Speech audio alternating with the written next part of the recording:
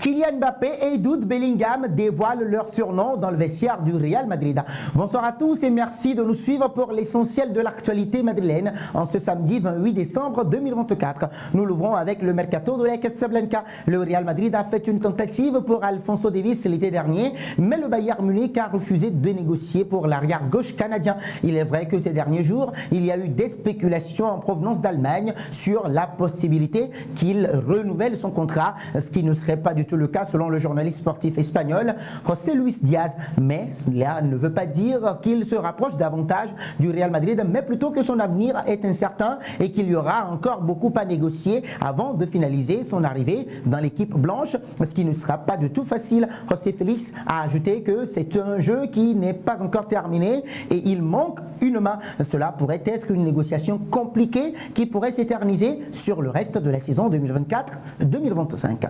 Poursuivons avec Andrei Lunin. Alors qu'un départ du portier ukrainien paraissait acté lors du mercato de l'été dernier, ce dernier est finalisé, resté justement dans la capitale espagnole et a même renouvelé son contrat avec le Real Madrid. Cela le rend-il intransférable lors des prochains mercatos d'après AS?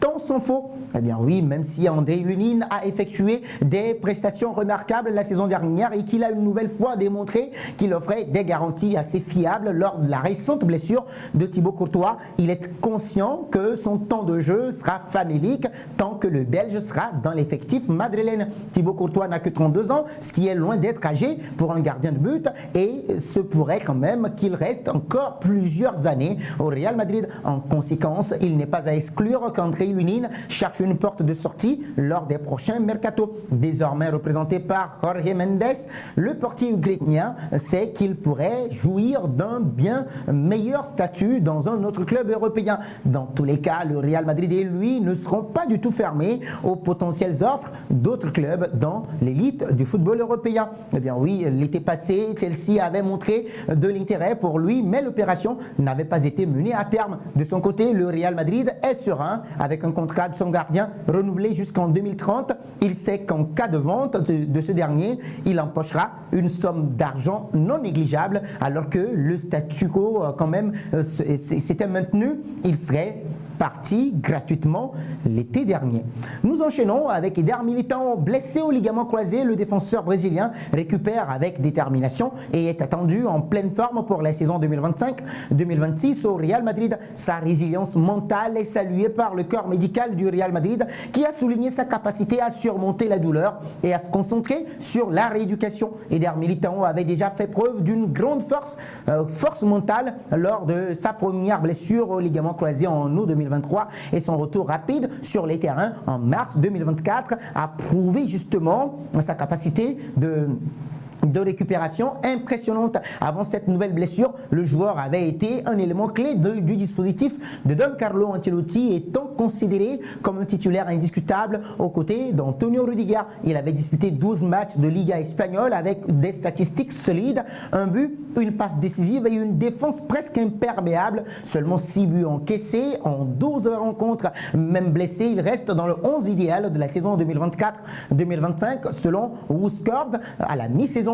Le Real Madrid, qui compte sur lui pour l'avenir, ne prévoit pas de renforcer la défense au prochain mercato malgré l'autre grave blessure, celle de Dani Carvajal au poste de latéral droit. Le club mise sur un retour complet d'Eder Militão pour début de la saison 2025-2026 avec un contrat qui court jusqu'en 2028, confirmant sa place comme l'une des pierres angulaires du projet sportif du club malgré ses blessures. La suite de cette édition avec Fabio Capello, interrogé par Marca lors des Globe Soccer Awards à Dubaï, l'ancien entraîneur du Real Madrid a expliqué à quel point il peut être complexe pour certains joueurs de s'adapter à l'exigence du Real Madrid. S'adapter à une grande équipe comme le Real Madrid est difficile.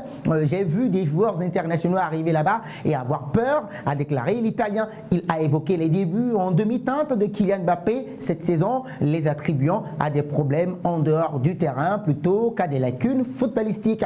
Il est de retour, c'est un joueur d'un autre niveau. Cela me rappelle Platini à la Juventus de Turin qui avait aussi mis 6 mois pour trouver son rythme, a-t-il ajouté. Fabio Capello a également pris la défense de Don Carlo Ancelotti, pointant du doigt l'impatience des supporters et des médias madrilènes. Le problème de Carlo Ancelotti, c'est qu'il a trop gagné à Madrid. On critique tout. S'il joue défensivement, on veut de l'attaque. Et s'il attaque, on dit qu'il ne défend pas assez, a-t-il plaisanté. Cette déclaration rappelle des défis uniques liés à la pression qui règne au Real Madrid où seule l'excellence immédiate est acceptée.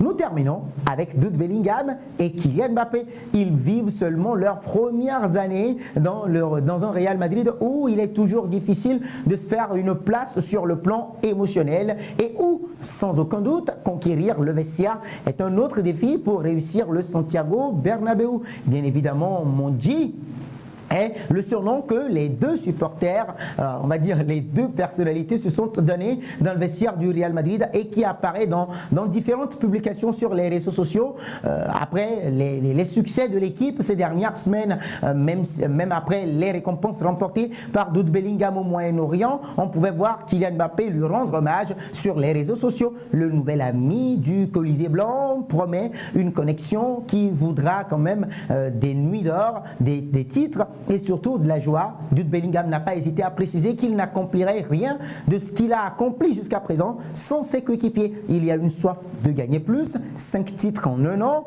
c'est bien, mais nous voulons continuer avec cette génération pendant de nombreuses années et continuer à écrire l'histoire avec le Real Madrid. Mes coéquipiers m'ont aidé à m'adapter, ils m'ont accepté. Entrer dans un vestiaire avec autant de stars et ne parler qu'anglais est difficile, mais ils m'ont facilité la tâche. Je ne peux pas en choisir un. Ils m'ont tous aidé. Nous avons très bien fini l'année. Il y a eu des matchs dans lesquels on aurait pu faire mieux, mais ça se passe bien. Nous visons tout en 2025.